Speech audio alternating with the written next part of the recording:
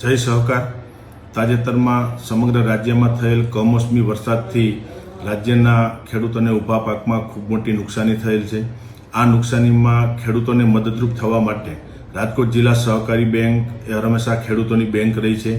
રાજકોટ અને મોરબી જિલ્લાના મંડળી મારફત બેંક સાથે જોડાયેલા 2,25,000થી વધુ ખેડૂત સભાસદોને આજે બેંકના બોર્ડ ઓફ ડિરેક્ટરે નિર્ણય કર્યો છે કે હેક્ટરે 12,500 અને વધુમાં વધુ 65,000 રૂપિયા સુધીની કૃષિ લોન 0%એ 1 પણ રૂપિયો વ્યાજ લીધા વગર 1 વર્ષની મુદત માટે આપવાનો આજે બેંકે નિર્ણય કર્યો છે, એની જાહેરાત કરું છું। આ લોન યોજના માટે મંડળી મારફત જોડાયેલા ખેડૂતોએ જે તે ગ્રામ્ય વિસ્તારની મંડળીનો સંપર્ક કરવાનો રહેશે। વધારાના કોઈ પણ કાગળ આપ્યા વિના જે પ્રમાણે આપણે ધિરાણ મેળવ્યું છે એ પ્રમાણેની પ્રોસેસ ત્યાં મંડળી મારફત કરી અને આ ધિરાણ વધારાનું છે મેળવી શકશે। આ માટે અમે 1,300 કરોડ રૂપિયાની જોગવાઈ કરી છે।